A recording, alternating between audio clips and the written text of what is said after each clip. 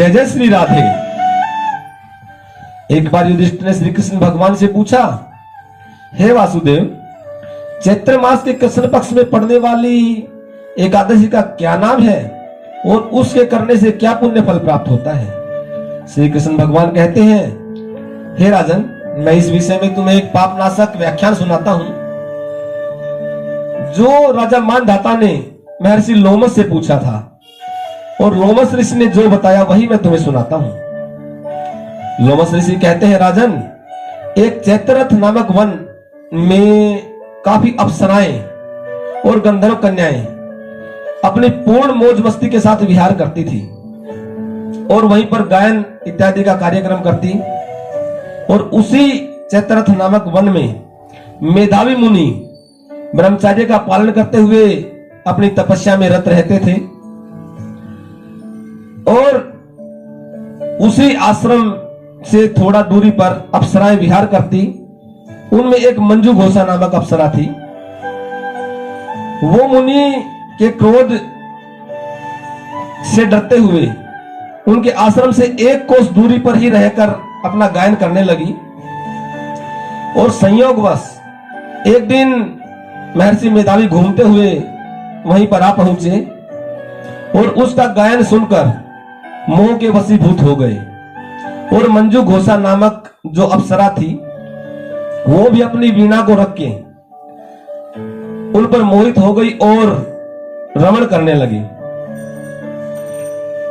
जब काफी दिन तक यह सिलसिला चलता रहा तो मंजू घोषा जब देवलोक जाने को तैयार हुई और उन्होंने मेधावी ऋषि से आज्ञा मांगी, तो उन्होंने कहा कि अभी थोड़ा दिन और रुको। वो और रुक गई।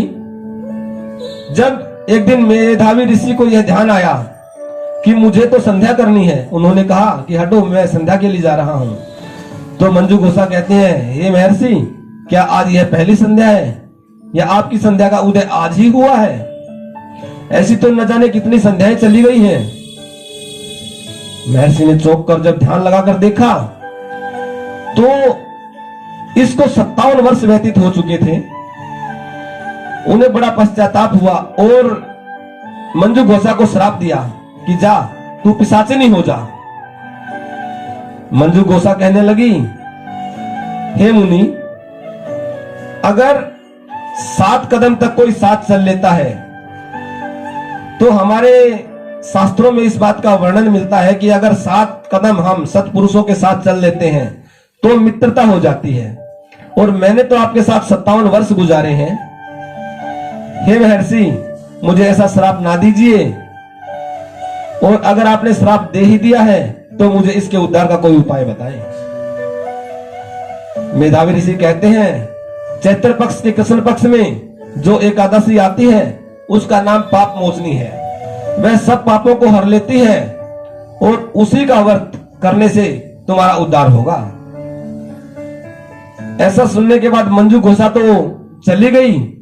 और जैसे ही मुनि अपने आश्रम पर पहुंचे तो जाते ही मुनि के पिता ने अपने ध्यान बल से सब जान लिया था और उससे कहा कि तुमने यह कैसा कुकृत्य कर डाला है जिससे तुम्हारे सारे जन्म के पुण्य नष्ट हो गए हैं। महर्षि ने अपनी गलती को स्वीकार किया और पश्चाताप करने के लिए अपने पिताश्री से उन्होंने कोई उसका मार्ग पूछा। और जो गलती करके अगर हम स्वीकार कर लेते हैं और उसका पश्चाताप करते हैं दिल से, तो उस गलती की माफी भगवान कर देते हैं। अब उनके पिता ने बताया कि अभी चैत्र मास के कृष्ण पक्ष में पाप मोचनी एकादशी आ रही है। जो मेधावी ऋषि के पिता च्यवन ऋषि थे, उन्होंने बताया कि आप पाप मोचनी एकादशी का व्रत करें, रात्रि में जागरण करें। इससे विधि पूर्वक अगर आप इस व्रत का अनुष्ठान करते हैं तो आपके पापों से आपको मुक्ति मिलेगी। महर्षि ने पूरे विधि विधान से इस व्रत का अनुष्ठान किया, जागरण किया और फिर अपनी तपस्या में लग गए। इससे दोबारा से उनकी तपस्या परिपूर्ण हुई और सारे पापों का नाश हो गया। और अप्सरा ने भी दिव्य रूप धारण करके अपने स्वर्ग की राह ली। इसलिए हे राजन, इस एकादशी का व्रत हम सभी को करना चाहिए, क्योंकि इसके करने से पाप नष्ट हो जाते हैं। और आज कलयुग के मनुष्यों को इसका व्रत अवश्य करना चाहिए, क्योंकि हमारे से अनेकों बार पाप होते रहते हैं जाने अनजाने। तो इसलिए इस व्रत का अनुष्ठान करें, जागरण करें और इसका पुण्य फल प्राप्त करें।